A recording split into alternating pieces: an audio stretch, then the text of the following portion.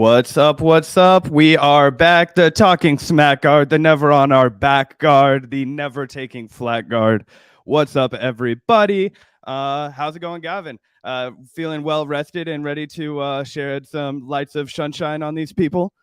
Absolutely. It's a beautiful afternoon here in Kansas City, and we're super glad to be back on the mic. Thanks, everyone, for tuning into the Vanguard live this afternoon. Really appreciate it. Make sure to hit that like button if you're just tuning in. But yeah, we have an awesome show for you guys today. We have a super special good friend of the show that's going to be joining us in half an hour, so make sure to stay tuned for that. But yeah, we got a lot of good stuff to go over today. Feeling great. Ready to go. Quick shout out to the patron community. You guys know we like to start the show with a quick shout out to the patron community. So thank you guys so much for the support. We really appreciate that. As you guys know, the link can be found in the description below if you're interested in joining our patron community, supporting the work we do. Even just a few bucks a month really does help. So thank you guys so much. And yeah, huge shout out to the Vanguardians as well. You guys make the show possible. We wouldn't be able to do the show without you, as we are 100% independent, viewer funded. But yeah, anything you wanted to add to that, Zach? Nope, just shout out to you, those of you that remain. We appreciate you, man, our hardcores. And yeah, we got a lot of good shit to talk about. Going to be a politics heavy episode in nice contrast to our last episode. This one will be really weedsy, a lot of interesting stuff to talk about, the good, the bad, and the ugly. I think we're going to serve it up with to start with a nice conversation about what I would consider to be a solid W for the left, and something that we can all kind of sink our teeth into and get stoked about. Something that, we were hopeful would occur in New York City, but definitely not certain. And that was that Kristen Gonzalez has won her race over cousin of former New York City congressperson Joe Crowley, Elizabeth Crowley, the stand-in for the opulent and the developer class of New York City. She was taken down by a DSA-backed candidate, something that we have been covering here for a while. What were your thoughts on that, Gavin? Yeah, super excited. Do you want to get into these super chats real quick before we dive deep into that? But yeah, super excited to talk about it. Shout out to you guys. I had my private chat on. I didn't even see the super chat. Loved the interview with AM. Great convo, guys. Yeah, I thought it was a great conversation. Shout out to Aaron for coming on and having it with us. Nothing but love for the guy. And yeah, shout out to you, Big Cats. Yeah, thank you so much for the kind words, Big Cat's Corner. Really appreciate that $1.99. And yeah, I thought it was a really good interview as well. Definitely got spicy. I was telling Zach I maybe should have not had the second cup of coffee. But for the most part, I thought it was a really interesting discussion. And yeah, shout out to Aaron for stopping by. Really appreciate that. And thank you, Big Cat's Corner. Really appreciate the kind words. Glad that you enjoyed. And thank you, Will, also for the $1.99. Biden could have done this on day one as far as the student loan debt. Yeah, he absolutely could have done it a long time ago, and he could still cancel a lot more. He could cancel all student loan debt right now with the snap of his fingers if he wanted to. So while we're going to be talking about that story a little bit later in the show, and obviously it's better than nothing, that definitely is true. Yeah, we'll be talking about the mixed bag of the Biden presidency and all that comes with it, the fact that people are going to have to start paying their loans again. We're going to get into all that, so stick around, Will. Thank you for the super chat, though. Yeah, thank you so much, Will. Really appreciate that. Thank you, Mike H, for the $5. Really appreciate that, Mike. Hey guys, Biden's move proves there's zero equivalent between the two parties. Dems suck, but there's zero chance any GOP president would do this. Yeah, you're not wrong, Mike. This is one of those issues where there is just no equivalence to be had. Another one of those issues is abortion. It's just no equivalence, like you said. So that's 100% true. And even when we kind of damn with faint praise, it still has to be said that you're right. There is zero chance a GOP president would ever do this. Yeah, and I think that's because, if there was still a rational, and I hate to sound like a fucking, MSNBC talking notes, but this is legitimately the truth, guys. If there was still a, rational Republican Party, it would be led by a guy, not like rational, but you know what I mean? Like if there was still like, oh, we're just here for small government and, getting cheaper taxes, like Joe Biden would have been their guy. And, then maybe he could have been dragged to doing this, right? But as it stands, Joe Biden is a Republican who is the leader of the Democratic Party. And so all of the effort from all of the Democrats combined could barely reach him to move the needle 10 grand. So yeah, 100%. The Dems suck, but there's no chance that a GOP president would have done this, especially because of all of the effort that the GOP has done to make this like a divisive class issue. It would make them look like they were siding with the rich, even though we know most people who harbor student debt, a lot of them don't even have fucking degrees to out. If you come from a rich family, you don't take out student loans, right? We know this. Absolutely, and you're totally right. He's basically like a Nixon era Republican, which just happens to be a more progressive version of Republicans than what we have now in the Republican Party. But yeah, I think that's fair to say. Thank you so much, Mike. Really appreciate it. Thank you also, Brian. I have far more than $10,000 in student debt. So Biden's plan to end the pause in payments will crush me. What a failed president. Yeah, I mean, like I said, it needs to be so much more. And he could cancel it all with a snap of his fingers. And that's what we should really be pointing out again, while acknowledging that the 10K is better than nothing. Yeah, exactly. And that's what I wanted to harp on. And we'll get into that more, Brian, about how the end of the pause in payments is going to be really devastating for a lot of people. And this is a little bit of like, a spoonful of sugar to help the medicine go down on that front. So we'll talk about all of that. Absolutely. And thank you also, Brian, for the $1.99. Once again, really appreciate that, Brian. Gonzalez working for Amex scares me. Don't know anything about that, to be honest, Brian. Unfortunately, I will have to, look into that. I don't know if she still works for American Express or what. If she just has like a fucking desk job there or what. So I'd have to do a little bit more research into that one. Yeah, I haven't read anything that would indicate that she was like an executive at American Express, and working class people, we have to have jobs, right? So if you look at my fucking resume and you guys have, you could be like, what the fuck? This guy worked at a venture capital firm. Like, what the fuck? This guy worked at a tech startup. Like, this guy's definitely like fucking fake or whatever. And I would be like, hey man, I had to pay my fucking bills. These were the jobs that were going to pay me. I had to live on my own at 18. I had to fucking pay rent. Like, I imagine that she had fucking bills to take care of in New York City. And so if she was just pushing paper around at American Express, I don't think that that's too much of a fucking concern to me. But if I find out that she's like writing the policy and doing the in-house memos and like, maneuvering all around, that would be cause for concern. But from what I understand, she was like a solidly working class person, so I wouldn't expect that.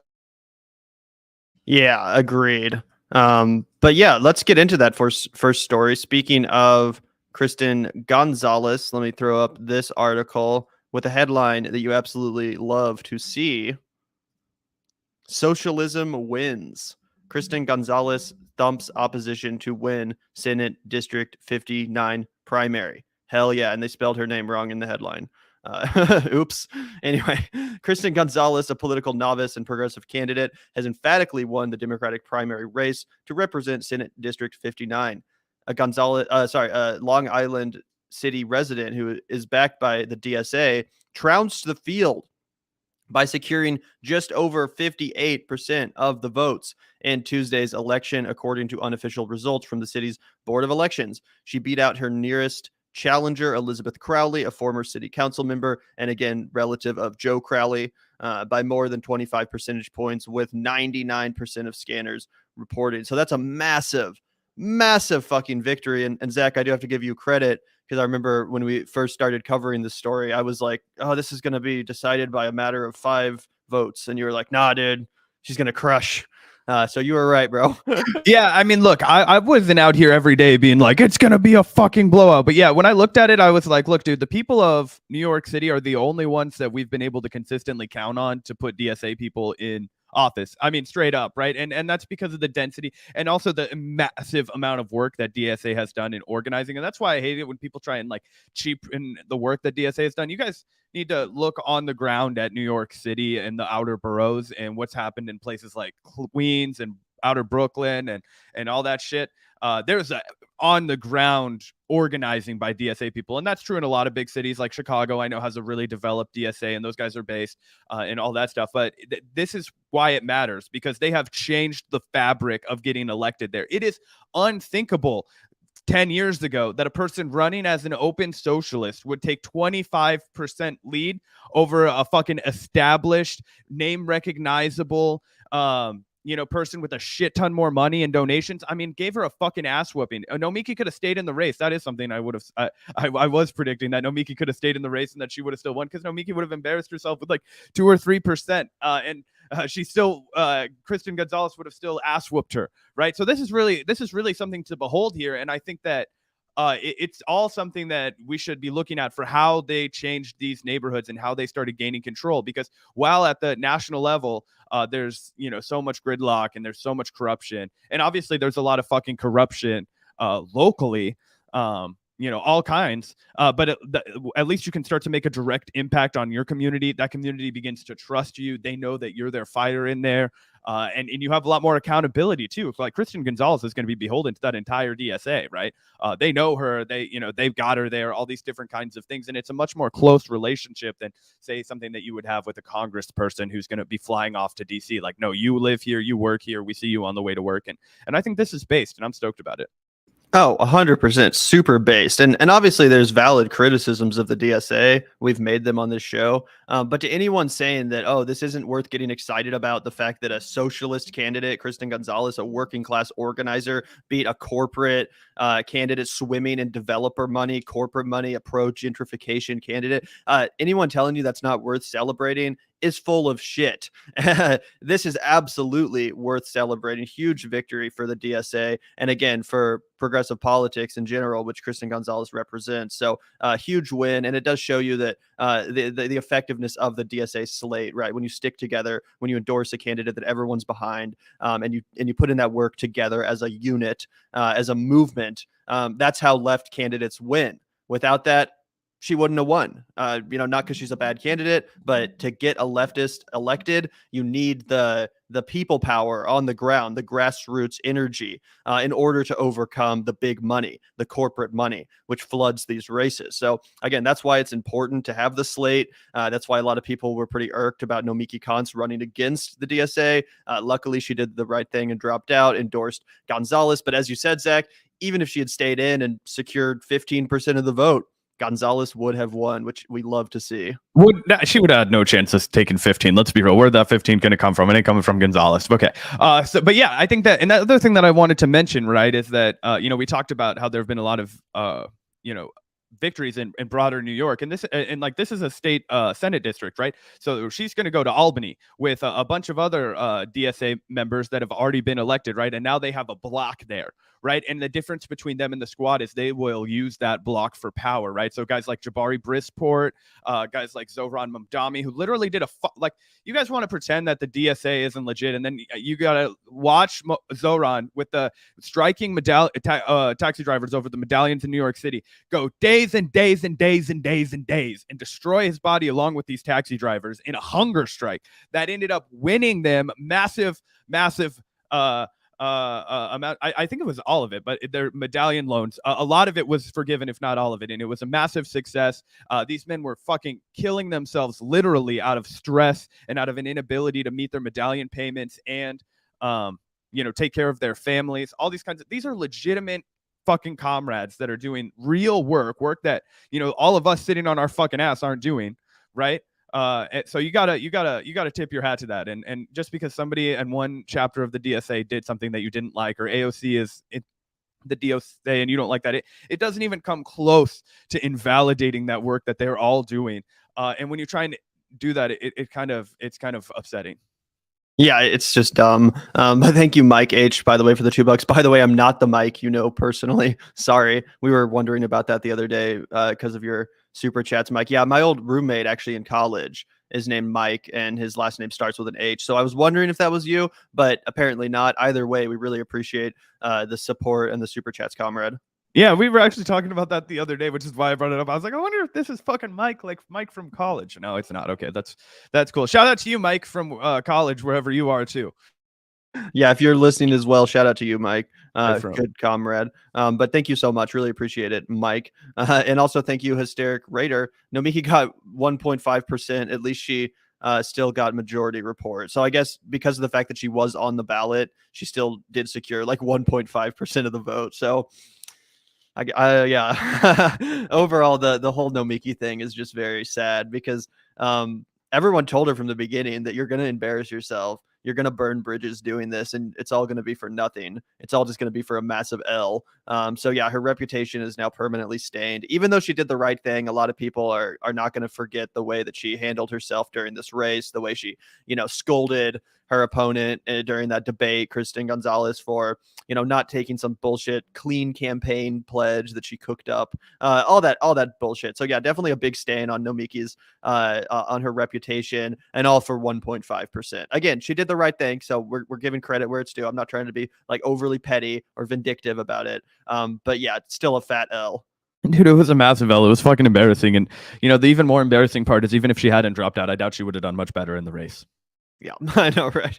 That is the sad thing. It's like, why did you do that? Like, why? Vanity. Dude, that's what it is. It was just people who I think, like Gavin and I, one of the healthiest things about this show is no matter how big we get in the bread tube space, nobody's going to give a fuck who we are when we go to the coffee shop in the morning. Nobody is going to say a goddamn thing to us at Cosentino's. If I walk into Meshuggah Bagels, that barista doesn't give a fuck. No matter how big I get, I could have 1 million subs. And in Kansas City, nobody will know what the fuck I'm talking about when I bring up any of these people, right? They just don't know. Nobody knows who Jimmy Dore is. Nobody knows who Sam Cedar is. Nobody knows who any of these fucking people are. And whenever anybody asks me about my job, I have to just kind of give them broad generalizations where I'm like, oh, I'm a debate bro on the internet. And they're like, oh, that's fucking crazy. And then we like move on. But most of the time I just tell people I'm a bartender because they know what the fuck that is. Even though that's like one like fucking 1/10 of my income, right? It's not a lot. Anyway, so that's healthy for us because I think that for the case of somebody like Nomiki, you get on the fucking Majority Report, you go to get coffee in the morning, people, hi Nomiki, I loved you on the show, oh my god, hi. And then you think everybody knows me and everybody loves me, and then it's like, no, you're just in a really small bubble, and New York City's a big place, and the internet's a way bigger one, and you're gonna have a lot of loudmouths like me giving their opinion if you do something like this, like jump into the political realm. And I just think that she got too big-headed. She got too in her fucking ecosystem and made a bad judgment call.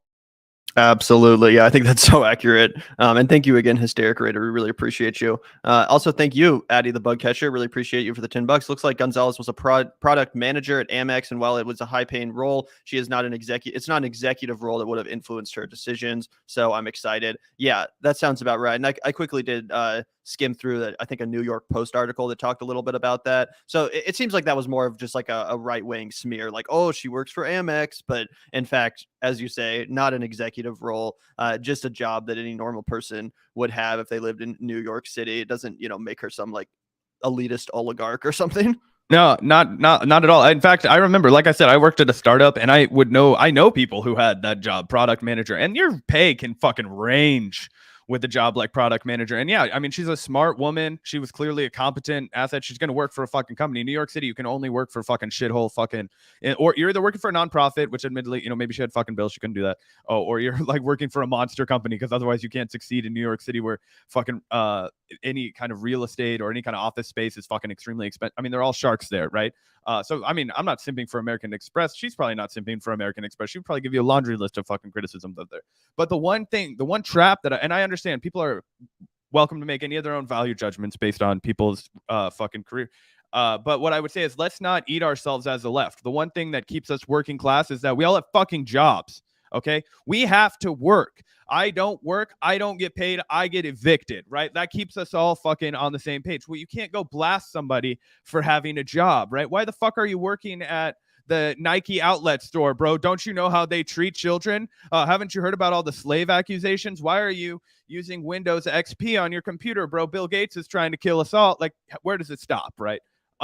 So anyway, that's my approach to it. Everybody's welcome to have their own, but I just think it's eating ourselves if we don't want anybody that's worked for a shithole company. We've all worked for shithole companies. Gavin and I's fucking first jobs, one of our first jobs was working at AMC Theaters for minimum wage. That company is dog shit.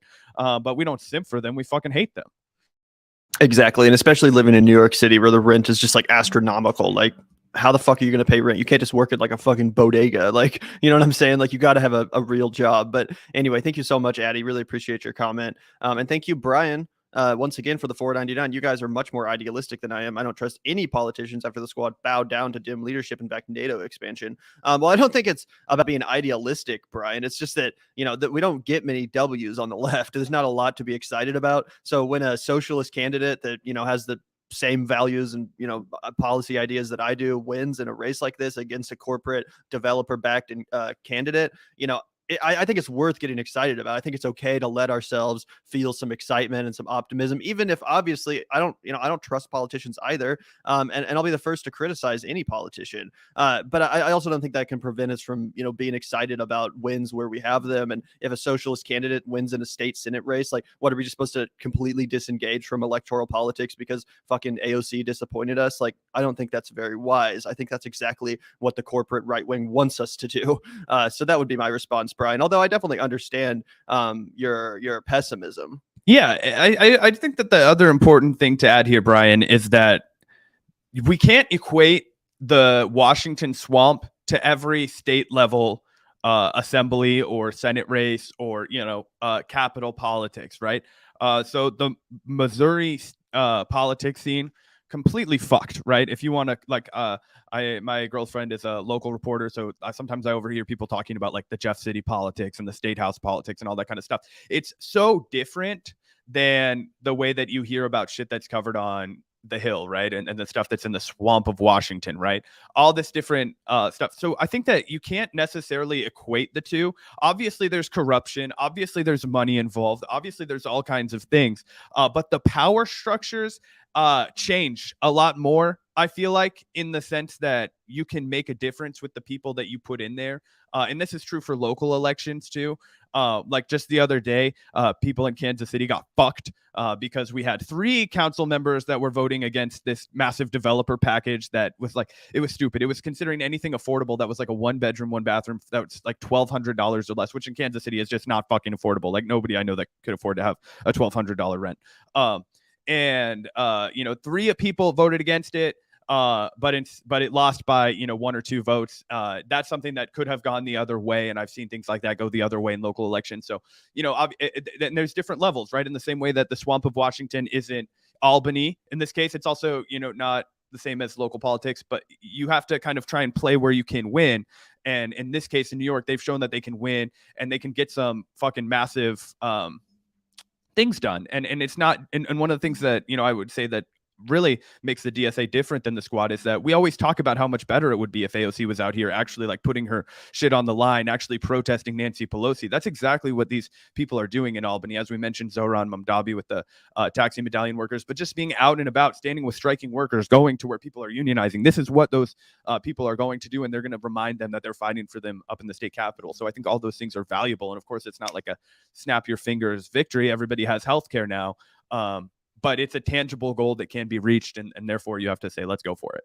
Absolutely. Plus, we always talk about like how the DSA doesn't hold candidates like AOC accountable enough. Well, that's because they're in Washington, but these candidates will actually be held accountable by the DSA. They'll actually be in league with their fellow DSA comrades, having that accountability measures in place. So I think that's important to mention too. Although, again, I understand your pessimism, Brian, and I'm not saying that you should trust politicians now or anything like that. I'm just saying, like, if a candidate wins that's on the left and they beat a corporate backed pro-developer, pro-gentrification kind of right-wing corporate Democrat, then yeah, I think that's worth celebrating. They might not be perfect, but let us celebrate a rare W when they happen. And thank you also, Nick, for the 199. It's happening. That's a vague statement, Nick. That's I don't know what you're talking about there. Yeah, it kind of gives me like Drew Barrymore drives. I said that all fucked up. Drew Barrymore vibes. I said Drew Barrymore drives. I'm fucking idiot. She said, "What's happening?" Anyway. Yeah, that's an ominous statement, Nick. I don't know what is happening, but it is happening again, like in Twin Peaks. Anyway, thank you, Nick. Really appreciate it regardless. And also thank you, SDev08 for the 499. Thoughts on Andrew Tate and the controversy over his deplatforming. We haven't talked a lot about this. Obviously Andrew Tate seems like a vile, misogynistic scumbag. I didn't even know who this guy was until like less than a month ago when Hassan debated him. So I mean, I don't really have much of a frame of reference. Generally, I'm a free speech absolutist. I'm against censorship. I think it sets a dangerous precedent, especially for the left. And actually, I don't want to, spill the beans or, make any premature announcements, but we might be doing a debate in the near future about deplatforming and social media censorship with a pretty high profile guest. Again, I don't want to spill the beans, but stay tuned because this is a subject that we're passionate about. And personally, I do think there is way too much cheerleading of censorship on the liberal left. Yeah, look, Andrew Tate, absolute piece of shit, complete scumbag, not shedding any tears for him personally. My opposition, as well as Gavin's, would be the fact that it would open up the door for more censorships of people who are less odious, in my view, right? You have to, it's kind of like that old Chomsky thing. It's like, yeah, free speech is specifically for the people you don't like. That way you always have your freedom of speech. So I want to reserve my right to tell everybody that Andrew Tate is a vile misogynist, that his understanding of sex and love and intimacy is completely batshit crazy and will only drive you further away any kind of whole human connection with somebody. And that I think it is exploiting vulnerable men who are going to turn into frat boys and potentially get into rape scenarios due to entitlement and all these kinds of really dangerous things that I absolutely agree with all of the fucking op-eds that have been written about him. But what I don't fucking sign off on is censoring the guy. I say, let's fucking shower the guy with op-eds about how fucking vile he is and let's win his audience over and let's talk about this. But I don't think you pull the plug on a guy like that who's not committed any actual crimes. Now, if you want to put the guy in jail because you can convict him of sex trafficking, which he's been accused of, then that's different. That's not censorship. That's I committed a crime that was horrible and brutal and I don't fucking ever want to see you again. Let's throw your ass in fucking jail. But those are alleged crimes. Like it's alleged that he accidentally, like he fucking kidnapped a woman he didn't know was American in Romania to try and get her into sex. That's alleged. Let's find out if that's true. And if that is true, of course, lock him up. Fucking throw away the key. I don't give a shit. But if it's just his words, then you have to play by a little bit of a different rules because this is America. Yeah, exactly. And unfortunately, it's not illegal to be sexist or bigoted. Like, and as soon as you deplatform him, there's going to be some other asshole that rises up with the exact same talking point. So it's like, what do you just censor everyone you disagree with? At what point do you draw the line? It just becomes ridiculous. And I don't want to live in a fucking nanny state where you're not allowed to watch this stuff. You're not allowed to listen to these bad viewpoints, only these good ones. Like, fuck you. I'll do what I want. Cherry is out on crack right now. She's fucking running around the room, distracting the fuck out of us. But anyway, yeah, thank you so much, SDev08. And before we get to these last couple super chats, because we're about to welcome our special guest onto the stream, I did want to quickly show you guys one more video clip. This was Gonzalez, who walked into her victory party in New York City to tremendous applause. Definitely a touching moment, a moving scene for sure. Features for a little later, but today we really proved that socialism wins. So yeah, and also just Kristen Gonzalez seems like an awesome lady, to be honest. She seems really cool. So really happy for her, really happy for the DSA and what they've been able to accomplish in New York City. This is no small issue. Obviously, state senate district seats. Sometimes people kind of forget how important that stuff actually is. Like, oh, what's the state senate district seat? Like, what is that going to do? But that's a big deal. To win one of these races means millions of dollars spent. Tens of thousands of hours of door knocking and organizing on the grassroots level. So this is a huge deal. And again, it's all thanks to the organizing and movement building of the DSA comrades in New York City who pulled this off, along with Kristen herself and her message that clearly resonated with voters in District 59. 100%, dude. It's pretty clear, I think, if you're in a working class district and you make a pitch to people, it's like, hey, man, do you want this person with a fuck ton of real estate developer money in their coffers to take charge where they're just going to let everybody raise your rent and fucking further fuck you in a city that's fucked people so badly, especially when it comes to rent? Like Gavin and I were saying, it's unfathomable as somebody who doesn't live in New York City that you would move there if you aren't rich. Like, I understand that there are people who have cultural roots to that city and they refuse to leave, and they absolutely should have every right to stay there. But this idea that I, as a sane person with a limited income, would move from my very affordable home in Kansas City to New York City to fucking starve and suffer in anguish in a very cold winter, I don't understand why anybody would do that. But yeah, so I think it's clear that if you're already getting fucked that bad that nobody would ever, working class, would move there, that you're not going to go for the fucking bourgeois aristocrat. You're going to go for the working class person that says, hey, let's figure this out. And for people who want to chime in and say that working for American Express isn't the working class, let me give you a quote from Chris Hedges, who says that it's not going to be the working people who are able to go in and represent themselves. This is legitimate from Wages of Rebellion. Go check out the book. He talks about how it's going to be people who come from that intense working class environment like Kristen Gonzalez did is able to peek their head out, say, I don't want to be a part of this like it is, and then change it because they have the financial security, they have the resources, they have the, connections, etc., to go in there and say, I will represent you. That is the best case scenario for representative democracy, something I have a lot of problems with.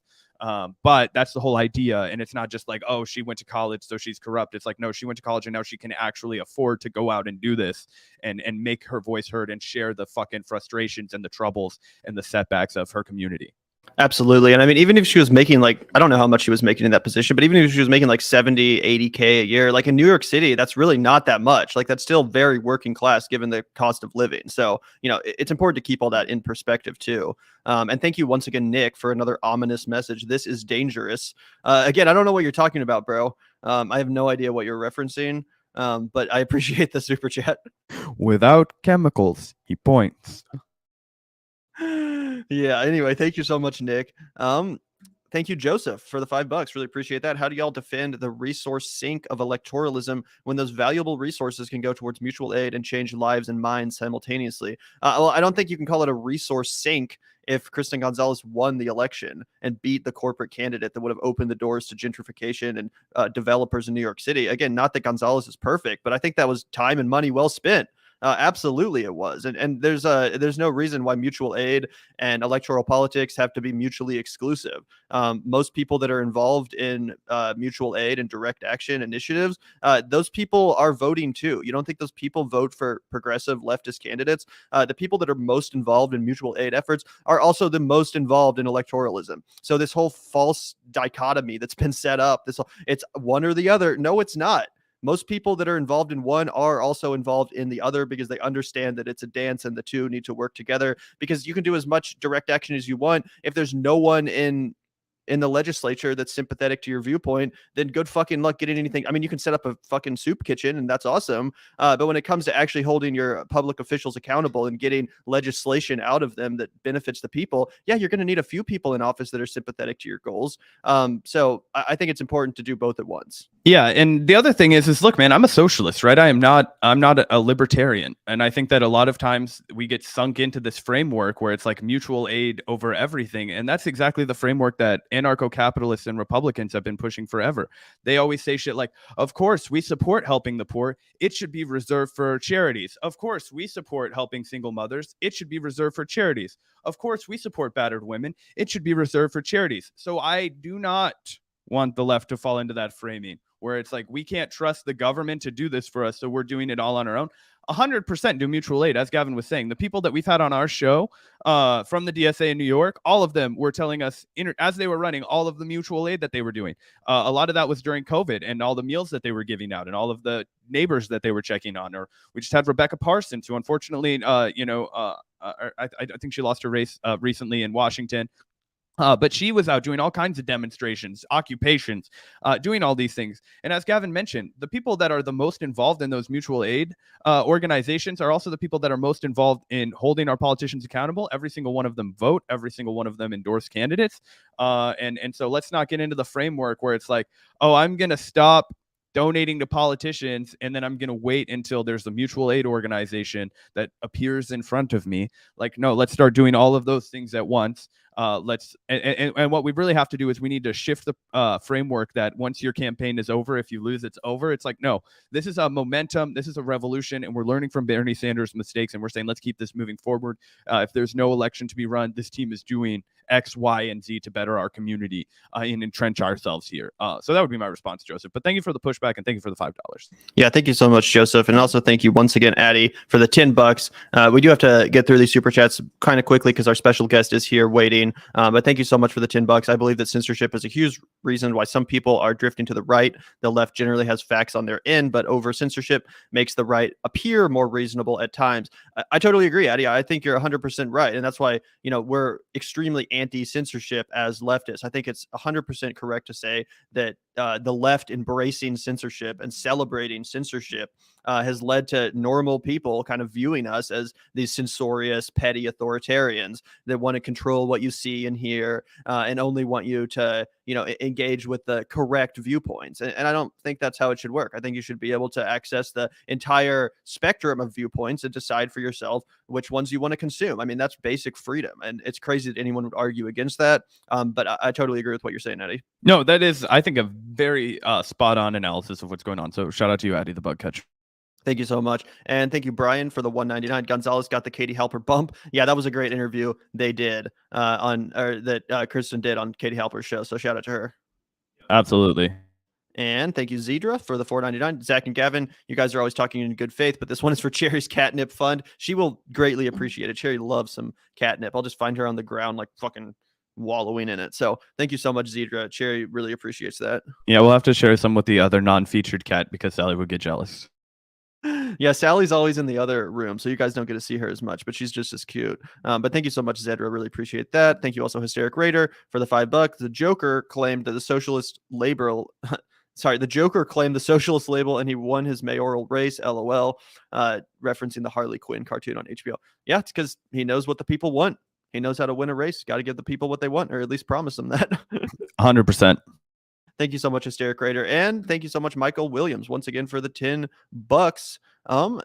What makes someone a socialist candidate? Having a socialist platform, coming from a socialist movement, because they say they are, or because they actually do something. If it's the former, then there's hundreds of them. If it's the latter, there are almost none. Well, Kristen Gonzalez has been involved in the DSA socialist movement in New York for a long time now, many years. I know she's been directly involved in a lot of the fights they've had against corporate America in New York City and gentrification. So she comes from this movement. She's supported by that movement. Her platform suggests that she's going to pursue policy goals. Like, I get it, guys. It's tough to get excited after Bernie lost and all that stuff, but like, does it really have to be said that left candidates are better than corporate ones? Like, is that such a hard thing to wrap your mind around?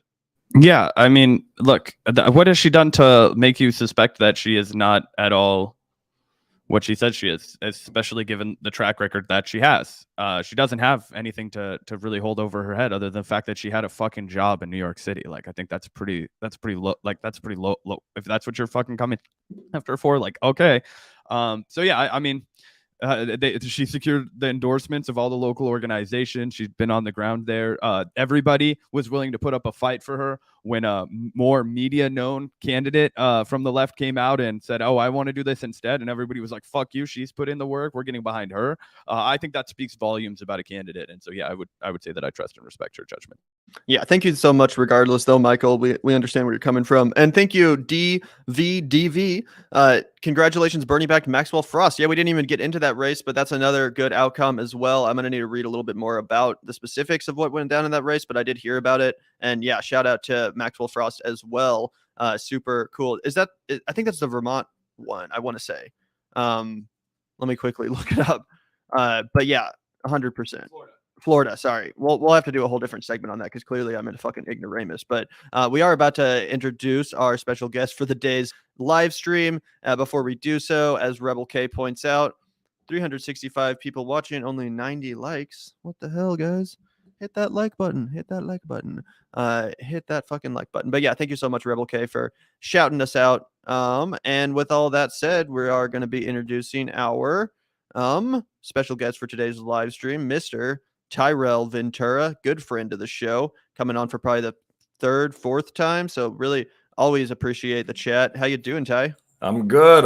How we doing today? We having a good, solid, fun day today, I hope. Yeah, dude, the weather's fucking gorgeous. In true Midwestern fashion, that dictates about the way that I start my day. You know, got outside, it was sunny, 75 degrees. I was like, hell yeah, time to go for a walk with the dog. Go for a walk with a dog, then roll up the sleeves and get into some good political discussion, debate, education. Do our thing. Help illuminate the world of politics and the insanity surrounding it in today's day and age.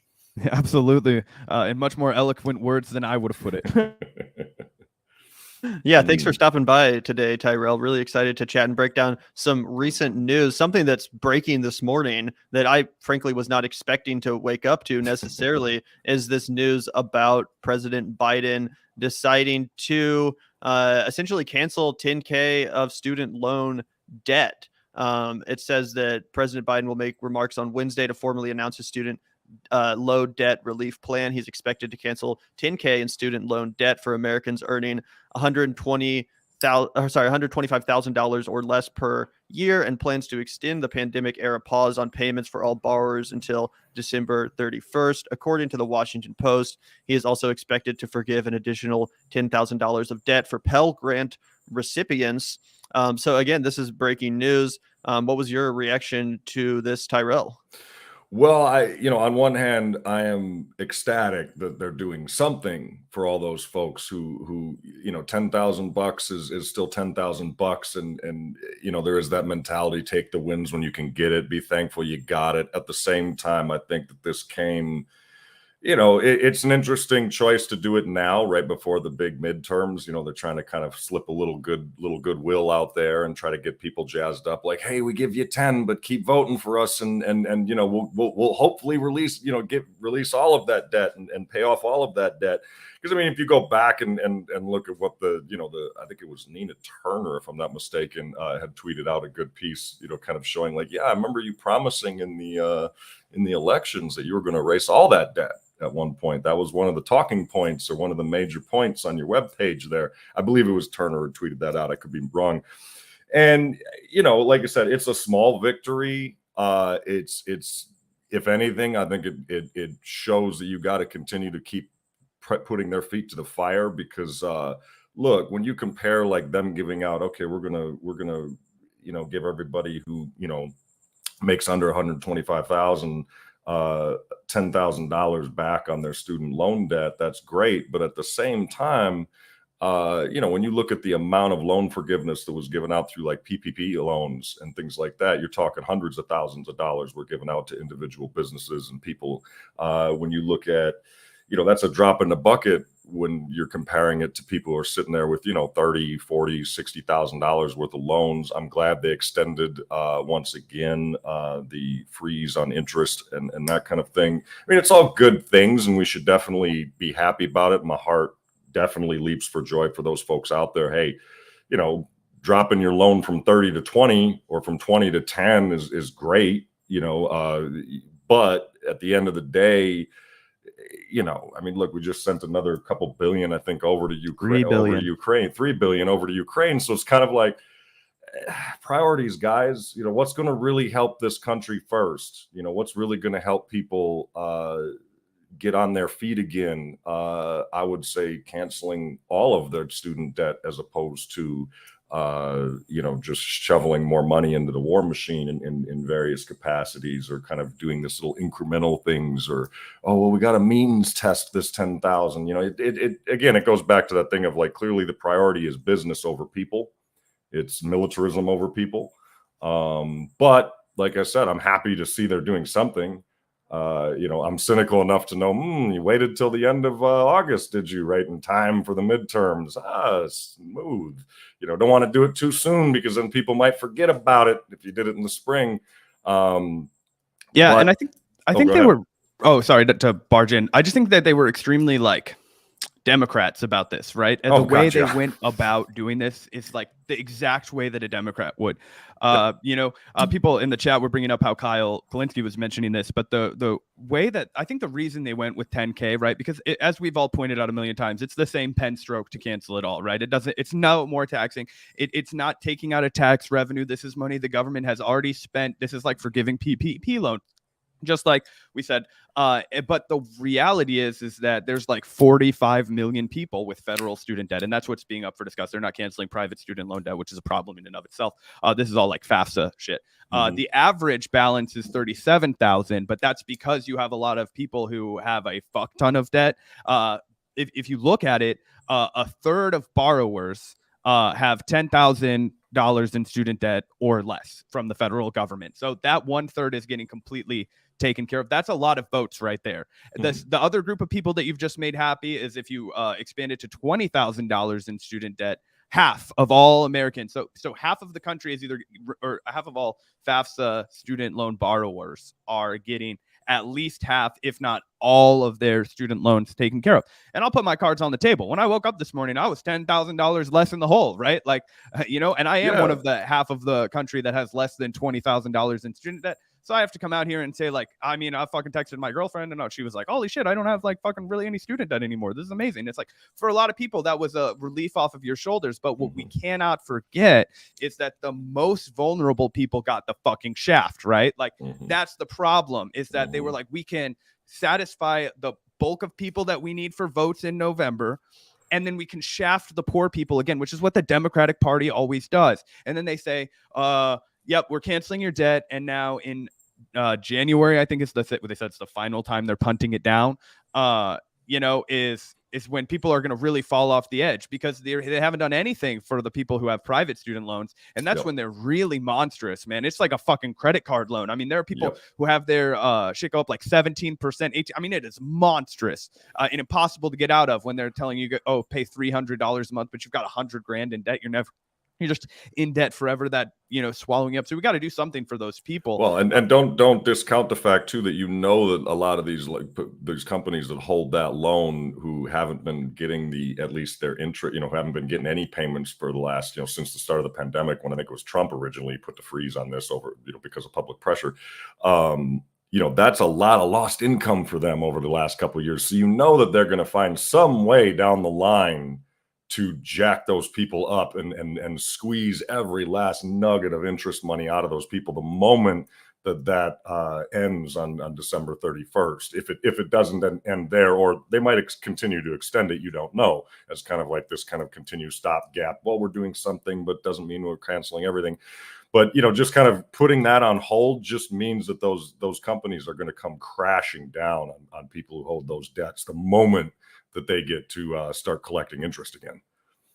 Yeah, absolutely. And you just mentioned Nina Turner. Tyrell, so I did want to throw up her tweet here. I don't know if this is the specific one you were referencing, but I think it's a pretty good tweet regardless. She says, no, cancellation of 10K isn't something to be grateful for. Cancellation does not equal forgiveness. Student debt is a trap, and 45 million Americans were scammed into predatory loans. Cancel all debt to free the 45 million Americans from the scam, and then let's fix the cost of tuition. I think she's totally correct. Like, it's obviously completely valid to acknowledge that a lot of people, like my fucking co-host, are freed up from a big financial burden thanks to this. It's also important to recognize that this is not nearly enough. Biden could cancel the rest of it with a snap of his fingers. And also, let's not lie.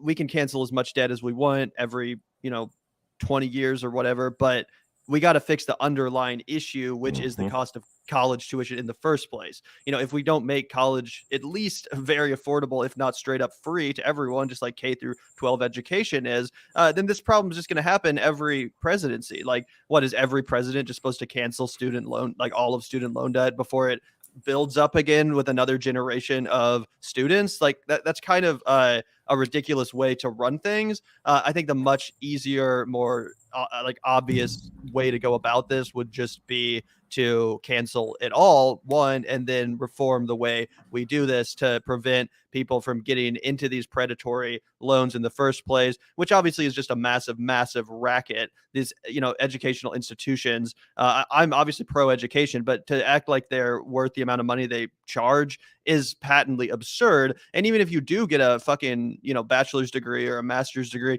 it's not like you're just going to immediately go pick up a job that's paying you $100K a year. Far fucking from it. Most people that get a college degree, a lot of them do get a job, but a lot of them, they either get a job that's not paying nearly enough, or they're still, struggling to find employment at all. I mean, for example, myself, someone who got a bachelor's degree in film studies, in Kansas City, there's not a lot of high paying jobs in that industry. So it's not like, I'm all of a sudden, just because I have a degree, I'm, making bread out here. Far, far from it. So I think that's important to mention too. And I think Nina Turner's spot on. Yeah, dude, just really quickly, but in my homie that I work with is the bar back at the bar I work at. And motherfucker has a master's degree from University of Missouri in Columbia. And he has another job, but you wouldn't expect somebody with a fucking master's degree that's working in at an office kind of a place to be like, got to have some extra cash to kick around. Like, what the fuck? Like, you know what I mean? Well, I think you guys are exactly right. The underlying problem is you can't ignore that. But hey, it's the U.S. government. We're very good at putting band-aids on things without actually trying to solve the underlying problem, because that just might be too complex for us. Not really, but hey, that's usually the excuse that's given out constantly. Because, and look, I mean, even if you, especially solving it at a state school, at schools that are, university of this state, or things of that nature, because that's technically not part of the government, but it's associated enough with the government to where, start there at least. Fix the tuition levels at state schools. If private education institutions and things like that want to jack up their prices and gouge the fuck out of people going there, that's tragically the system that we're in. But at least, pay attention to state schools, community colleges, things like that, things where, the average person can generally get into, at least start there. But I completely agree with everything you guys are saying, because it's a problem that's not going to go away just by canceling student debt. Like you said, every new president or every new Congress we get in, I mean, that's just creating more and more problems. And, I've always been a big advocate, because you also hear a lot of people, hey, I paid off my loans. I got lucky enough. I got a job. I paid off my loans. Why do I not get anything back from it? And so that's a very easy solve in my mind. In fact, I think it was my dad who came out and said, hey, let's legalize marijuana across the board, put the same tax we tax alcohol, put that tax on marijuana, and then take the money made from that and use that to cancel student loans. And then take the extra step to say, hey, if you paid off your loans, well, then we'll give you maybe incremental and, we'll give you $10,000 a year to write off your taxes until that amount of loan is paid. It would technically be paid off. So that way everybody comes out happy. Because right now you do have that debate of folks saying, hey, I was lucky enough. I got a good job. I paid off my loans. Took me a long time, but I was able to do it. And so, to make it fair to those people, you got to figure out ways to do that. And because they were victims of the predatory loan thing. They just got that rare percent that are lucky enough to have been able to kind of find that great job and that great paycheck to pay that off. So you want to balance it out for everybody. But yeah, no, the fight's far from over. Congratulations to everybody who's going to get a little bit taken off their debt from this. That's great fucking news for them. Like you said, Zach, good for you. That's awesome. But the fight is far from over. This is a war that's going to go on for a while.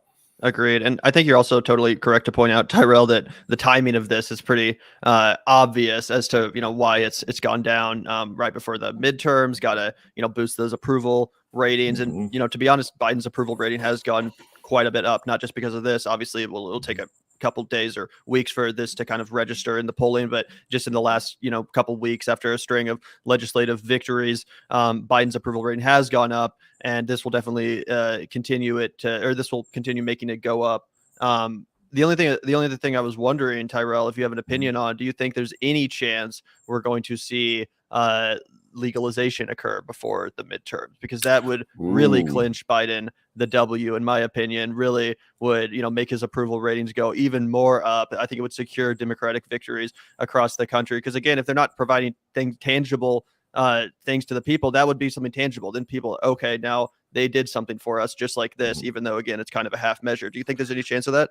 There could be. I mean, you never know what Congress and whatnot has up their sleeves. I mean, ultimately, I think it'd have to be something that Congress would have to push through right before the midterms, which I don't know. I mean, it depends. I think he could actually just take it off to the Schedule 1 effectively. That he could do easily. Yeah, but will he have the balls to do it? I don't know. Joe's not exactly been a big anti-drug war guy throughout his whole career. So, and basing it on his career, I would say probably no. But if they do feel like they can do some kind of incremental change that way to where it makes a few headlines, as we get deep into October and things like that, September, October, you could see it. I wasn't expecting the student loan, this incremental win to come through like this. So would marijuana legalization, like they said, changing it from a Schedule 1, dropping it down to something less, you might see that, but I don't trust Biden's. I think Biden will take the political win for student loan before he'll take that victory. I think he wants to be that guy that's going to push it off to Congress, so he doesn't have to be, so that way in his mind he can kind of wash his hands. Well, Congress said that it's legalized, so isn't this great? But when you look at his career, I don't expect that out of that administration. But stranger things have happened, and if they feel like their backs are against the wall, like if they feel that for whatever reason the pushback against taking down of Roe v. Wade isn't enough, if this isn't enough, and they got to keep digging into that well to get their people victories this fall, that could easily be on the table. Yeah. Oh, sorry. Go ahead. Oh, I was just gonna say that I would be skittish to say it, but I would be so fucking stoked if it went down, right? Oh. Like, obviously. Yeah, I don't think Yeah. there's much chance of it happening either. I think Brian's correct. Biden's just way too much of a drug warrior. He'll never legalize it. And I mean, if he did legalize it, it would almost be like kind of admitting that his whole, what was it? The whole crime bill was, based on bullshit.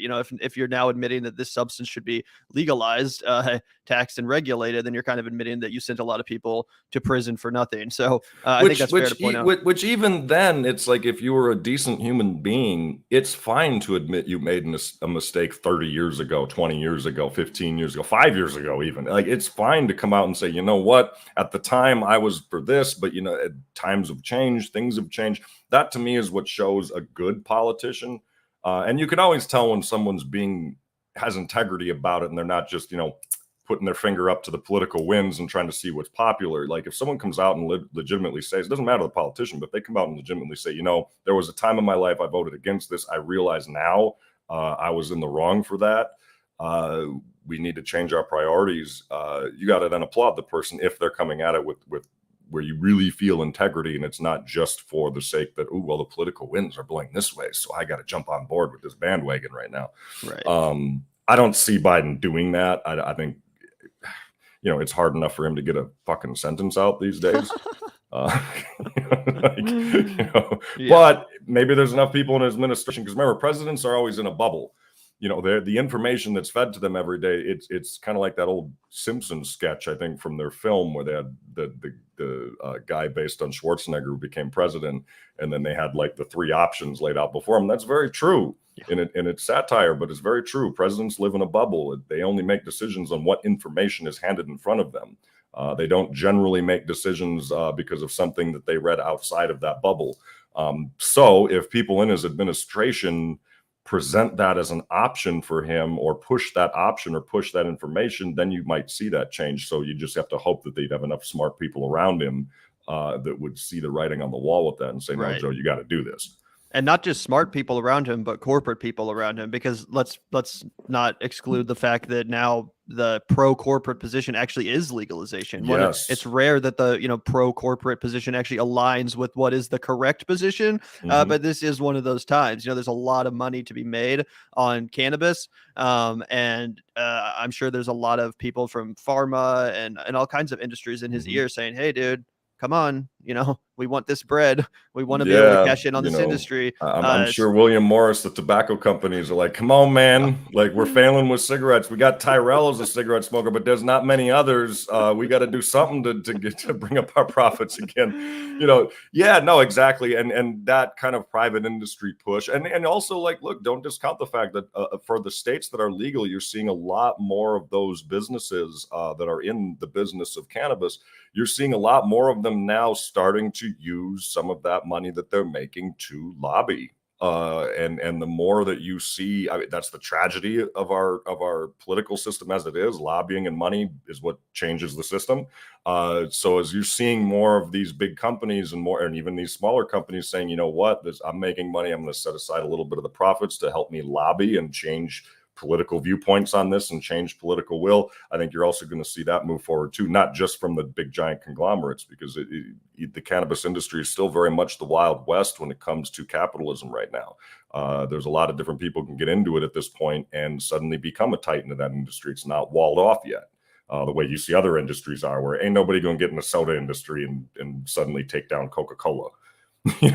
No one's gonna even take Richard down Branson couldn't Anheuser-Busch. get a fucking soda, but he tried so hard to get Virgin Cola up there.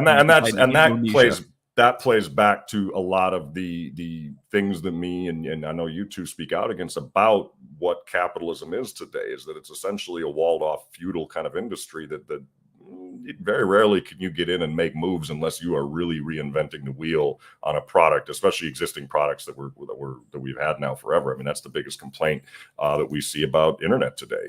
is that it used to be kind of a free, open society, but then now that the big corporations, the Google and the tech giants have got in, it's pretty much, one or two, three things, and that's it.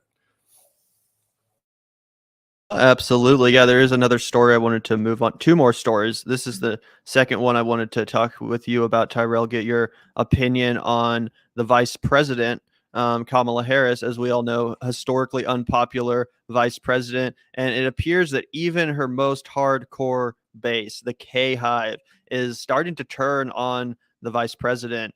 Again, Kamala Harris is massively unpopular with the public at large, with most of the electorate, including Democrats. But she has retained throughout the Biden administration this, pretty hardcore faction of online supporters that has been, coined the K-Hive, right? This article from the Daily Beast goes into some details about how even some of those most loyal supporters are starting to turn on her. Let's take a listen here, or take a look. To most of those paying attention, Vice President Kamala Harris appears to have hit the skids. Her approval numbers are lower than President Biden's, as well as every one of her predecessors at this point in office. Her role has largely been limited to casting tie-breaking votes in the Senate or managing the administration's stalled work on migration and voting rights, none of which is helping in the polling department.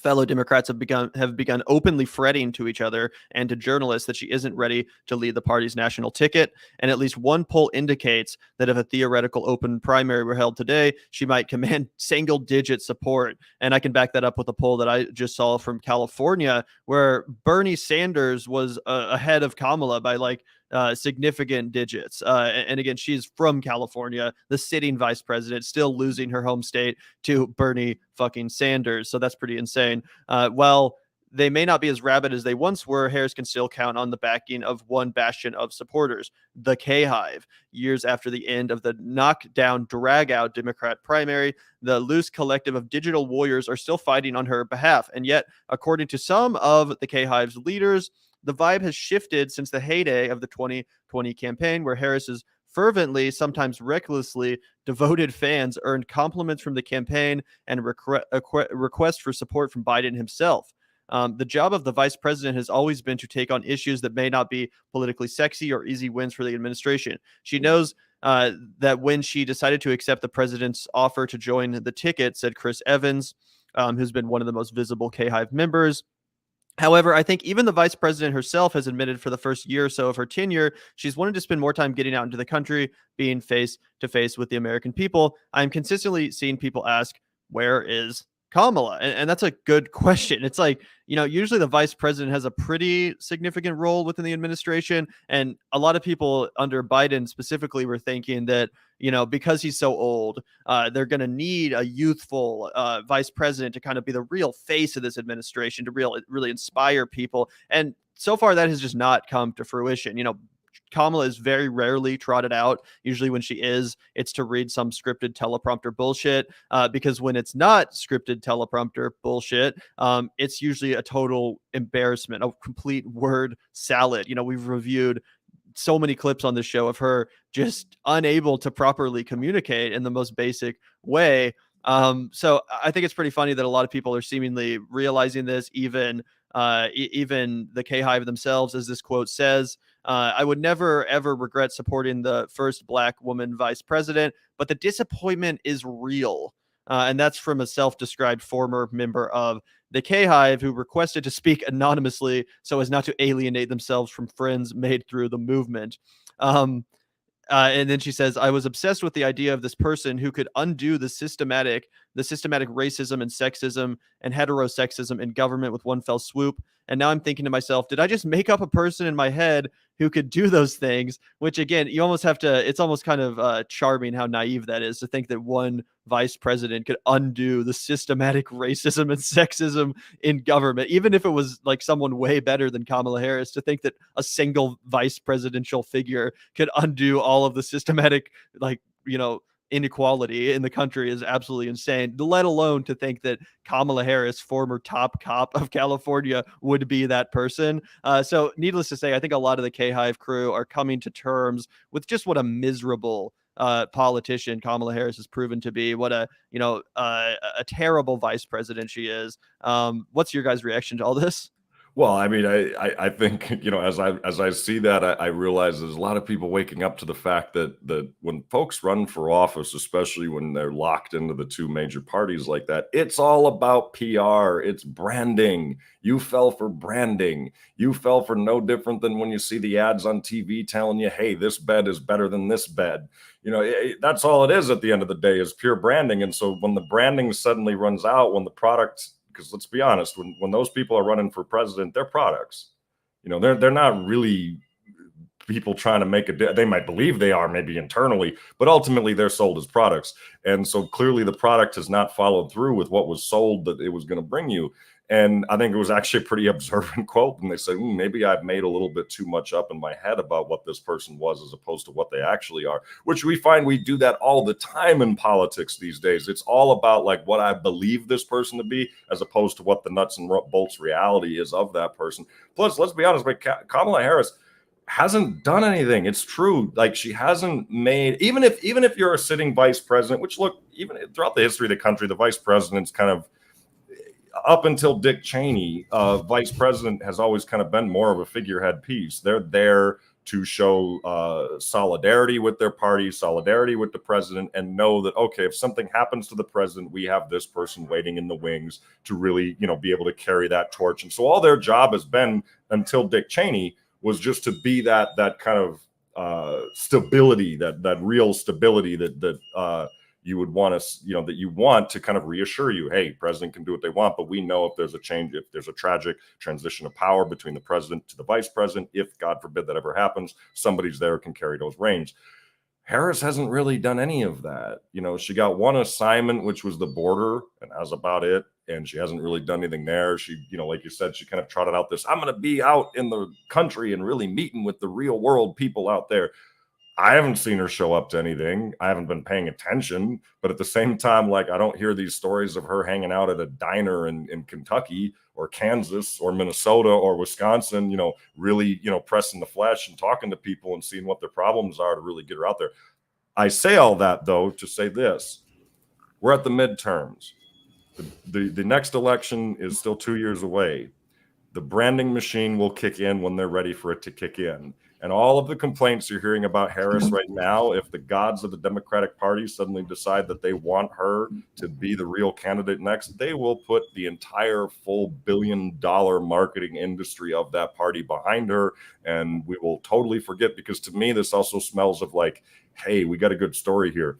Look at the person who didn't really do a lot in the first 2 years, and Biden's getting older, but then she's going to come on and they're going to call it the rebirth of Kamala Harris. And everyone's going to jump on board and say, oh my God, look at how amazing she is again. Because it's that kind of classic, I think they might be trying to paint that classic story of like, oh, she kind of fell by the wayside, but now she can take control again. Yeah. Look how powerful she is, and a phoenix rising from the ashes. Yeah, I think that one quote that you read, Gavin, is so illuminating of the base of the Democratic Party, where you have that woman who says, I thought that, and this is so multifold, right? Because the whole idea about like liberalism is that, like, you shouldn't be defined by your birth, right? I thought, like, it's like, oh, just because you're a black person, that doesn't define you. Just because you're a woman, that doesn't define you. But yet when they are making the sales pitch, right, all you are is reduced down to your identity, which I just think is so, like, just interesting. It has some like oxymoronic like tendencies to it, where it's just like, all this person really identified with Kamala Harris was her external features. So instead of like, obviously it's, I guess it's better to appreciate somebody for their like fucking background than just to like deride them or want to harm them. But it did still seem just as shallow. It was like you projected all of this onto the woman you admitted, because she was a black woman, right? And you thought that, oh, this black woman would go in there and change the game because she was a black woman, and all of these different kinds of things, paying absolutely no mind to her character, to her career, to everything that she's done. And it does go back to what you were saying about marketing, right? Everything changed in the Democratic primary, or the Democratic Party, excuse me, with the Obama campaign, right? Obama's campaign staff actually won 2 Grand Prix awards in 2009 for being the best advertisers in the world. They took home 2 awards. And that was everything. It was like, oh, all we have to do is hire the best ad team, the best PR team who can sell this person. That's exactly what you were talking about, Tyrell. What's the story going to be here, right? Because it's not going to be this lady was deeply ineffective and she promised to relate to people, but she had to hire child actors to even make a fucking pitch about space exploration to a bunch of kindergartners, right? She couldn't even be nice and wholesome and show up to a class and be like, isn't space cool? It's like, no, we need professionals in here to react to this woman. Like, fucking insane shit, right? And I was looking up before this. I finally fucking found this, Gavin. I was looking at all of her polling from the 2020 Democratic primary. The best day for Kamala, as we all know, right after she slaughtered Joe Biden on the debate stage and we all thought he was done with. I was that little girl, the busing. It was a horrible look for him, and it was a good night for Kamala. She shoots up to 15%. So she's never really sniffing the front of the pack. Bernie, always comfortable ahead of her. She did look like she might be the challenger, right, to Bernie at the time. Joe was not looking good. He was not at all formidable in the polling at that time, which I thought was crazy when I was looking back at it. I was like, holy shit, this man recovered from so much in the polling. But then immediately after that, like weeks later,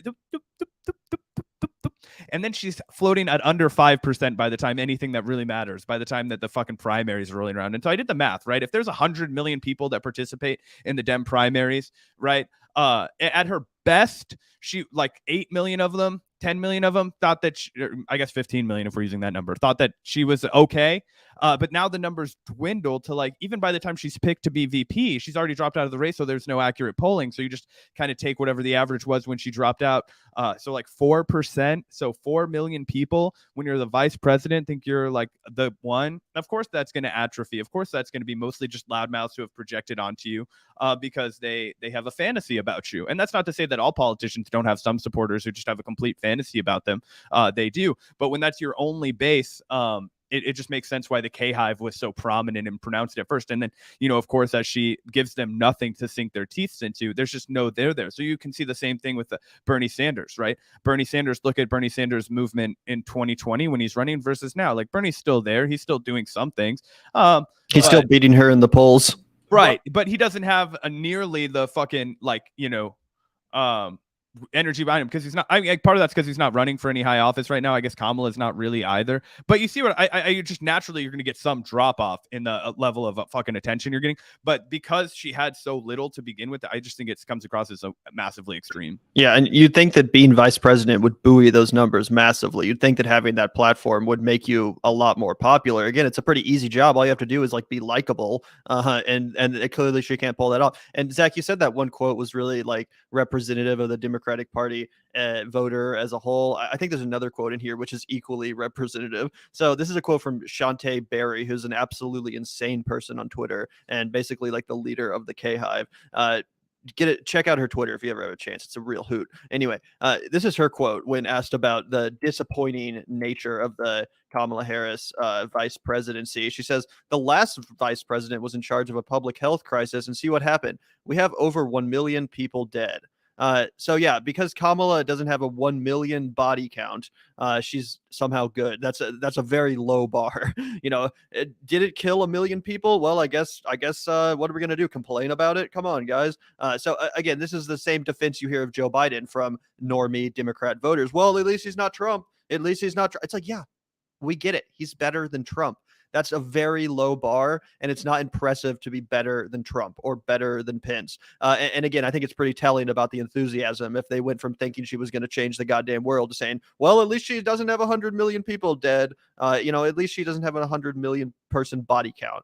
Pretty funny. And also, Tyrell, you were saying that they're going to kick the branding into full gear and that they're still going to try to force her on us, especially if Biden doesn't run again for re-election. And while I definitely think they're going to try, I'm a little bit less optimistic about her chances because of one thing. There's a lot of other Democrats around the country that are vying for that office, and they are waiting for Joe Biden to announce he's not going to run again. And as much as Kamala will try to just kind of, coronate herself and clear the field, I don't think it's going to happen. I think there's too many motherfuckers out there, from Gavin Newsom to, celebrities, even people like that, billionaires, different governors around the country that are fucking edge. Buttigieg, all these people that are just power hungry. They don't care about anything other than that. And if they smell blood, they're going to get in that fucking race. And they know Kamala's weak. They know she's wounded. She's a fucking limping antelope. It's not going to take much to take her down. Even with her being the first black female vice president, I simply don't think she's going to have a goddamn chance if there's an actual open primary, which again is not for sure. But if Biden doesn't run, I have a tough time, seeing a reality in which she's able to overcome the competition. Yeah, she doesn't have the clout to get the coronation like Hillary. But what do you think, Ty? Well, I agree with you guys, and I also think that I still am going to be hard pressed to see them trying to run Biden again, because there's a certain point where even the most ardent Biden supporters are, you got to look at his age and you got to look at like where he sits. I think that party, if they're remotely smart, and I'm not talking about like this in sense of like, I'm talking about it clearly not in a what's best for the country smart, but in their kind of, in that kind of corporatism attitude PR thing that we're talking about, that is our modern elections today, and the people that run that and the Democrats. I think they're already looking at Biden as a stopgap. They look at Biden as, all right, we put this guy in here. He's been a loyalist for all these years to this party, blah, blah, blah, blah, blah, blah, blah. We essentially, as when you mentioned those poll numbers for Biden, the reason he was president is because they all knew that he was going to be the guy. I think what really the primary was in 2020 was ultimately just, well, show us what you got for 2024. We all know secretly, much like Hillary was coronated in 2016, we all know secretly that Biden's going to be the guy. But whoever makes a big rumble in this, and whoever kisses the right amount of ass and says the right thing to our big corporate donors, well, they're going to be, that's going to, move the needle for us, because you're showing off for what you can do in 2024. I would be shocked if Biden ended up being their nomination again. It just doesn't seem like it's on the table for him. I think he's purely kind of like we're treading water with him. And as the years go by and the 2 years go by, I think you're going to see the Gavin Newsoms, like you said, Gavin. I think like you're going to see the Newsoms, you're going to see Beto O'Rourke. If he suddenly makes a big win in Texas, surprisingly, let's say he does, let's say he's able to win governor. Every politician never, if they're looking at higher office like that, they don't hang around and finish their job. They'll jump to the next one. And if he's able to beat the Texas governor, then you're talking about a guy who's got all the momentum and can beat Republicans. And you're going to see, they already tried to crown him early on because they're trying to crown anybody in 2020, in that 2020 primary, to kind of see who could be the next big leader. And Biden eventually was kind of the guy they chose. I think they chose him early on, and everything kind of see that regardless of what he was polling. And I think that, yeah, coming up to the next round, I think there's a great point you made, Gavin, that there's a lot of corporate Democrat heavyweights that they're awaiting to, give a crown to and anoint the next big thing. And we'll see how that plays out. But right now, if you were to ask me, I think probably Newsom's going to be a hard candidate to beat, given like what he's been able to pull off in California and his youth and like all of that. And he's a good corporate candidate to parade out there. You got a lot of good PR stories you can use with him. Except for the fact that, his ex-girlfriend is now like married to one of the Trump kids, if I'm not mistaken. She's crazy.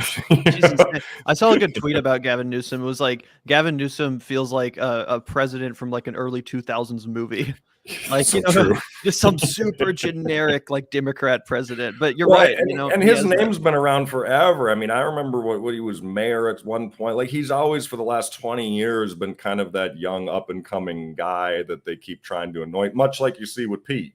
Yeah. Like you kind of hear that name thrown around in different circles and things like that. And right now I could easily see a Pete Buttigieg versus Gavin Newsom Democratic primary. What's crazy is I just Googled Gavin Newsom to see what was up with them. And there's an article in the Atlantic today who call the title, I haven't clicked it, Gavin Newsom, the Ron DeSantis of the left, which I am curious to see how they're going to connect those dots. I'm going to read it while I'm at work later. But that's the way that people are thinking of the guy. Yeah, I don't know I mean, Gavin Newsom's definitely a strong corporate Democrat. I still don't necessarily think he has the charisma or vision. Well, so wait. So like in that analogy, then, okay, if he's the Ron DeSantis of the left, are they trying to then say that like Biden's the Trump of the left in terms of like, if you're just looking at in terms of popularity within the party, like, are we really going to try to make that claim? Yeah, I'd have to read the article. I don't know. And I'm still a little bit torn on whether or not Biden will run. I think that, it's going to be hard to run him. The only reason why I still think there's a chance they will run him is because Bernie Sanders himself said, if Joe Biden doesn't run, then I potentially will take another crack at it. And I don't think they want to open that door again. I don't think they want to open that can of worms. I don't think they want a candidate up on the stage with a progressive or socialist message. And not even that Bernie would be able to pull it off. Who knows? He's obviously so old, but God, I almost wish he hadn't have said that. I almost wish he hadn't have slipped up and been like, I might run if Biden doesn't, because if there's an open primary, then they're going to have to deal with progressive candidates. And even if they try to rig it, I just don't think they even want to deal with that possibility at all. I think they'd really like to just, it's Biden, deal with it. You're going to have to vote for Biden if you don't want Trump. I think that's their preferred scenario. Again, it just depends on if Biden is literally like physically and mentally able to get the job done, because he might not be. He's clearly not all there anymore. We haven't discussed the through line to all of this, though, and the best chance at a Biden reelection that I think is at all possible, and the one that would really unite us and get us behind this guy, and that would be an extraterrestrial invasion. Well, that's a great segue, Zach, into our last story for today. One that we're super excited. Yeah. Congress admits UFOs not man-made. Goddamn, fuck you, Vice. I hate this stupid format. Anyway, Congress admits UFOs not man-made, says threats increasing exponentially. The new budget for America's intelligence services directs the Pentagon to focus its UFO investigation on those objects that it can't identify. So let's read a little bit of this. After years of revelations about strange lights in the sky, firsthand reports from Navy pilots about UFOs, and governmental investigations, Congress seems to have admitted something startling in print. It doesn't believe all UFOs are, quote-unquote, man-made. Buried deep in a report that's an addendum to Intelligence Authorization Act for fiscal year 2023, a budget that governs America's clandestine services, Congress made two startling claims. The first is that cross-domain transmedium threats to the United States national security are expanding exponentially. So that's a pretty interesting, little tidbit buried deep in this, budget report. The second is that it wants to distinguish between UFOs that are not human in origin and those, that are human in origin and those that are not. Temporary, non-attributed objects, or those that are positively identified as man-made after analysis, will be passed to appropriate offices and should not be considered under the definition as unidentified aerospace undersea phenomena, the document states. The admission is stunning, chiefly because as more information about the U.S. government study of UFOs has become public, many politicians have stopped just short of claiming the unidentified objects were extraterrestrial or extra-dimensional in origin. The standard line is typically that if UFOs exist, they are likely advanced, although human-made vehicles. Obama refused to confirm the existence of aliens, but did say that people have been seeing a lot of strange stuff in the sky lately when asked directly on The Late Show with Corden. But now Congress seems to want to specifically distinguish between objects that are man-made and those that are not. So we can take a little bit more of this article in a second. But I do think that's an important point. A lot of the skeptics of UFOs will always say, well, yes, they are technically unidentified flying objects, but let's be honest, these are probably vehicles that are still man-made, whether it's by our own military or another, foreign superpowers military. We just aren't privy to this technology yet. That's why it seems unexplainable. But again, as this article states, it seems like this admission kind of dispels that no, they're actually making differentiations between vehicles that are man-made and those that are not, which obviously opens up a whole nother can of worms entirely. What was your reaction to this, Tyrell?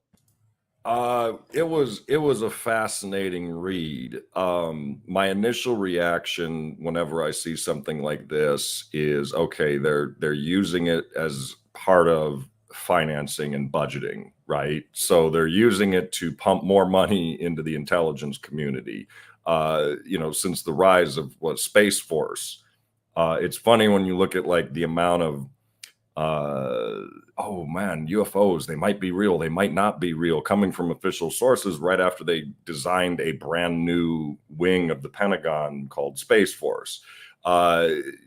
The cynical part of me says this is all a lot of smoke and mirrors just to be able to justify massive amounts of spending. Because, all right, let's think about it like this.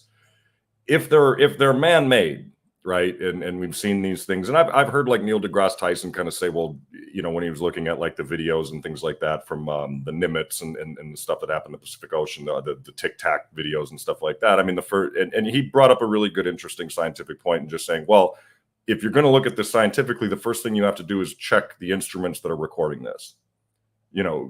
Yes, it might seem weird, but you could also have an instrument that's being glitchy, and not a lot of times you can't trust human observation because, look, we're people, we're not perfect.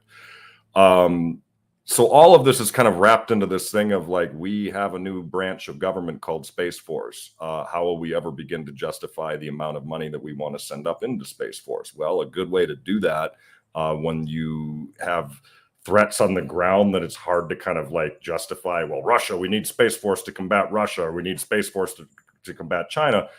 That can be kind of a tough sell. But if you say, hey, aliens, well, yeah, billions, please.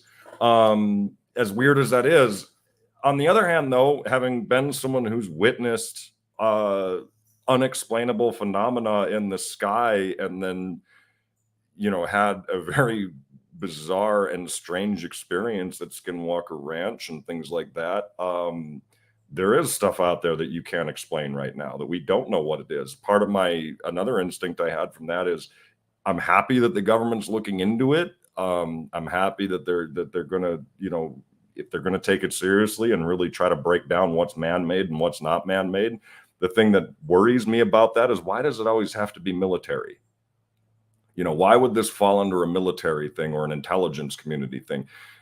Intelligence maybe, but ultimately, like in my mind, it's like, why do we immediately assume that if it is something that we can't explain, interdimensional or extraterrestrial, as wild as it sounds, why do we have to meet it with weapons? Yeah. Why do I immediately have to codify it as something that's a potential threat? We don't know that until they physically harm somebody legitimately. Like we see a Tic Tac or whatever it is, like come on and, gack some people like Nope, like in the film Nope or something of that nature. Why do we immediately assume it's a threat? Yeah. That frightens me. I think that, just to quickly give my perspective on that, it's because we are humans and we kill and slaughter everything that we can dominate. So we probably expect that anything that can find us will try and exploit or dominate us as well. But one thing, actually, we were chatting the other day, Tyrell, and you said something that made me think differently about aliens. And I wanted to get your perspective on this. Is we were talking about how typically the way that they would keep the alien research a secret is if it's all so compartmentalized and then privatized, so that they never have to like reveal that information. And I'm wondering if they would just, keep playing along, and something that they can't explain and something that they don't know about. Oh, well, that one's not man-made, but it could just be man-made from like this, deep festering kind of, layer in the, bowels of the, offshoots of the intelligence agency, where, it's crazy because once and obviously, this, Tyrell, like that, there was like 10 or 15 years ago, there was this whole action from Congress to try and like get the taxes in line and like, get a list of everything that the military had and all the money that they spent. And the top military brass was just like, are you fucking kidding me? We're never fucking doing this. There's no way we could do it. We don't know where the fuck all this shit is. We don't know how much fucking shit we have. We just know we need more. God damn it, right now. And then they gave them like 10 years. And when they went to look at it, they were like, oh, hi, top brass of the military. What do you have? They were like, yeah, we've got fuck all. Give us another $100 billion. You know what I mean? Like, that's exactly what they did. And the Congress was just like, okay, you have fuck all. Here's another bunch of money. Like, it's insane. So just like you said, the reason that I don't trust our intelligence agency as far as I can fucking throw them. And they are, an obscure entity that can't be held. So you can't throw them at all. You know what I mean? There's no fucking trust that you could possibly have for these people, so that these are the guys that are going to be the arbiters of, whether or not aliens are here. And it's like, on the flip side, it's like it is my deeply held belief that if we ever are, to interact with aliens, that they would most likely crush us. I read a really compelling essay about that from Stephen Hawking. He was like, we have no reason to ever believe they would just not eviscerate us immediately. That's what we would do to them. 100% bet your life on it. But anyway, well, it's hard to judge those things because again, we're talking about, if we're talking about something that's traveling interdimensionally or through the universe, I mean, we wouldn't even begin to, I don't think, comprehend, what that would be or what its morals would be or what its how it views things. I mean, could also make the assumption too that if something's that advanced in technology beyond us or whatever it might be, then we can't immediately put human traits onto it. We can't immediately say, oh well, it could come and destroy us in a blink of an eye. Well, it might not. It might realize how precious life is, from traveling the universe and through that vacuum, or even interdimensionally. It might even understand like life is a very precious, delicate thing that you don't want to extinguish, that you don't want to see vaporized or whatever, metaphor, whatever adverb or whatever you want to use with that. But, to me, it's one of those things where I find it very interesting that the last big outburst of like UFO phenomenon, at least culturally, was around the time of the creation of the atom bomb. And right around the advent of nuclear power, where we created something that could truly destroy life on Earth as we know it if wielded wrongly, and then you suddenly saw this uptick of extraterrestrial sightings and phenomenons and strange things in the sky. You've had reports that you saw UFOs and things like that buzzing, nuclear weapon sites and things like that. I think it was in Europe, in the UK, there was a great report on that. And now when human beings are faced with a truly do or die crisis like climate change and things like that, and we're also playing with technologies that we don't fully understand again. It doesn't surprise me that we're seeing that, whether you want to say it's legitimately, out of Earth or out of dimensional visitors like checking in on us, or it's human paranoia buried deep down in our subconscious because we know things are not good. It's a very dangerous time to be living if we don't get a wrangle on how we're destroying our natural environment or how we potentially could destroy ourselves. Either one of those could hold water and be an answer for these kind of things. Again, I know that I saw something when I was working on conspiracy theory. I know I saw something at Skinwalker Ranch that I can't explain, and I never probably will be able to explain. At least I would love to, but I don't know if in my lifetime we'll ever get to that point. And also to talk about, Zach, what you mentioned and what I was talking about with you is I have contacts within the military industrial complex. Sadly, they're good people, but who and also have come out and told me that how things are kept top secret. Like, let's say if you have a president that wants to come in and say, hey, I'm going to open the book on all alien stuff that we got, and declassify, because a president can decide what's top secret and what's not top secret. If the president wanted to do that, where they've shifted those studies now, I think it was Bob Lazar even was talking about it, and Corbell, where they've shifted those studies now is they've privatized them. So like a president can't tell Lockheed Martin or Raytheon, because they're a private company, to give up what they know. They that's a private business. They own the rights to it now. That's their thing. And so you have to get through so many different levels of security that I don't even know if we could have a president to this day that could step in and say, all right, I'm going to declassify everything that we know about aliens. You'd need a president and Congress at the same time, along with massive amount of public pressure to declassify that. And the thing I'll say is this: the excuse that, other countries might have technology that we don't understand yet. Well, what country would that be at this point? Right. I mean, the only one you could think of would be China. Russia's doesn't nearly have as we've seen with how they've got their with how little success they've had in Ukraine. They don't have the technology to pull something like that off. So that leaves just one country, China. Right. It would have the money and scientific wherewithal to do something like that. And if you take what you've seen from the Tic Tac and what we've learned over these last few years on UFOs, or UAVs or whatever they're calling them now. It's hard for me to believe that another country could develop technology like that and have us be so blind to the fact that it exists. Maybe China could, I don't know, but it just seems pretty rare at this point. No, I agree with that. Because we're such an interconnected world at this point that it would be hard for a company to keep a secret like that. Yeah. I have a couple things to say. First, on the point of, it's all just to expand the Space Force budget. To an extent, I can understand and agree with that. Also, I don't think that they need an excuse to expand the military budget. Like we were talking about, they just spent another $3 billion to Ukraine. It's not like there was any debate about that. It's not like they needed the public's permission. In the same way, they definitely don't need the public's permission to expand the Space Force budget, let alone by burying some line deep in a report. It's not like the MIC came out here and said, confirmed aliens are not of this world or UFOs are not. No, this is like some random line that's buried deep in a fiscal report. I don't think I don't think they included that line just to sow propaganda for the, budget, although that might be a convenient, consequence regardless. Secondly, it's true that they might be using aliens to justify the Space Force, but they also use Russia to justify the military budget in general. That doesn't mean Russia doesn't exist.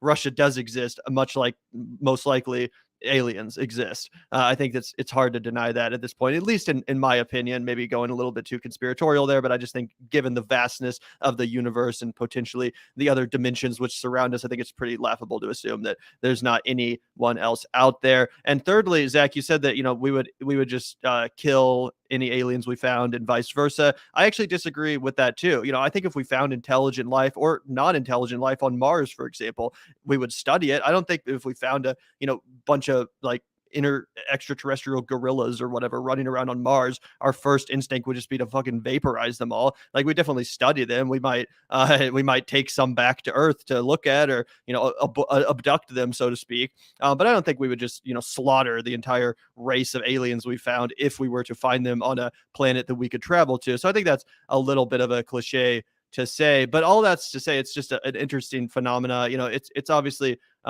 these conversations are cyclical. I feel like it always goes back to is this just justification for the military budget? Is it real? What's real? So it's definitely interesting. Yeah, my one pushback that I would make really quickly is just to say that I think that if they were innocuous and we were able to just study them, totally fair. If they show up in a spaceship that looks at all threatening and we cannot, enslave them for our research, then we 100% destroy them. If it is at all a threat to the United States, I think that we're either able to be so much smarter than them, in which case I don't know how they found us then, and we put them in a zoo and we watch them like animals, like gorillas, like you said. But if they are smart enough to get here and they find us first, I don't know if we're going to be able to just enslave them and study them. I think that then we turn it into like, this is war. And even if they just show up like in a big spaceship, you think we'd immediately start trying to go to war with them? Yep. 100%. I mean, I think that's a big possibility, although I also think that potentially cooler heads would prevail and be like, if we start shooting missiles at these fuckers, we're literally going to have our entire planet vaporized. Like, who would be dumb enough to start shooting missiles at a species of aliens which clearly has very much more sophisticated technology? Because to accomplish interstellar or interdimensional travel means that they have infinitely more sophisticated scientific advancements than we do. So to shoot a missile at that would just be suicidal.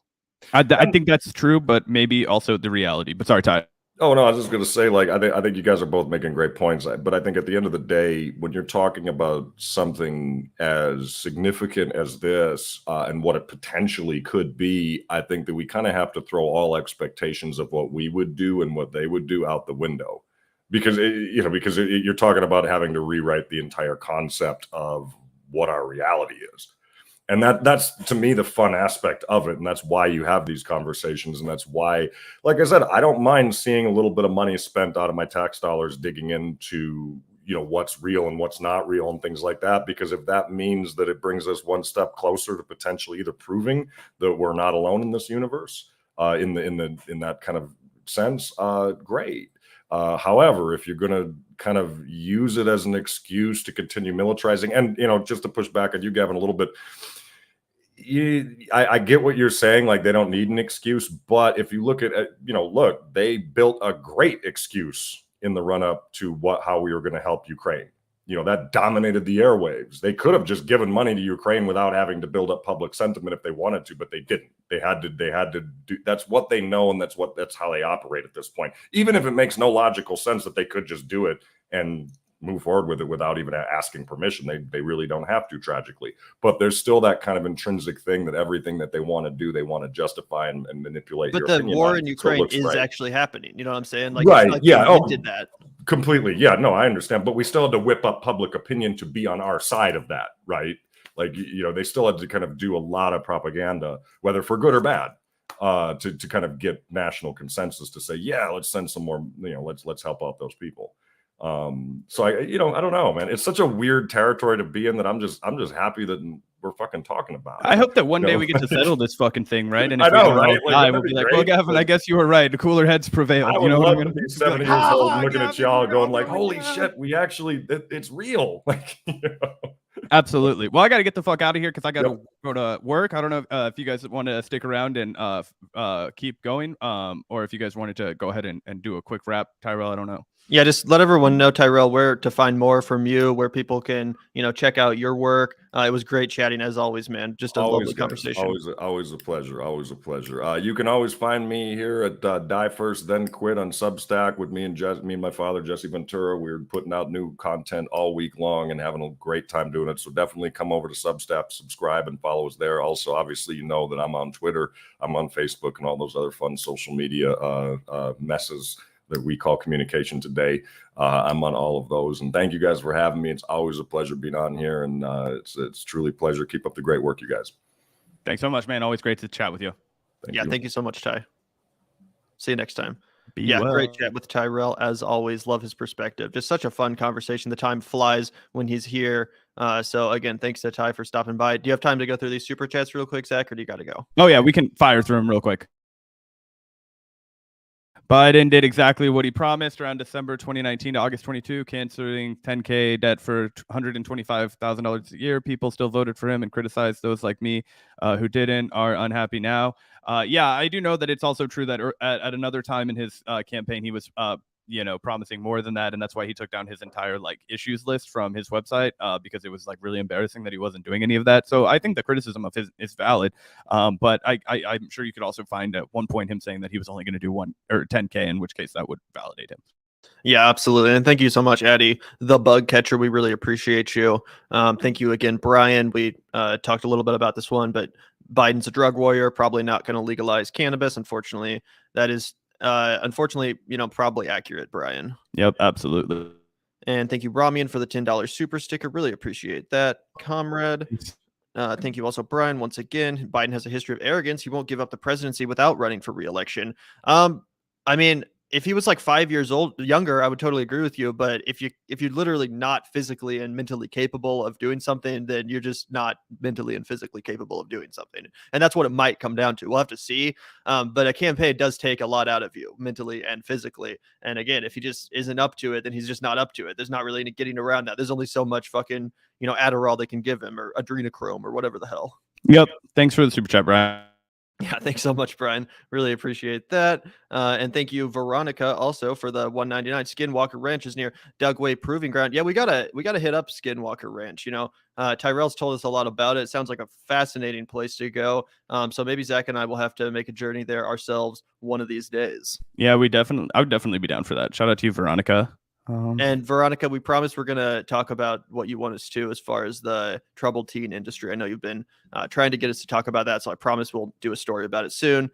Thank you also, Ryan, for the $4.99. Aliens 100% exist. They are peaceful, or they would have wiped out the savage human race already.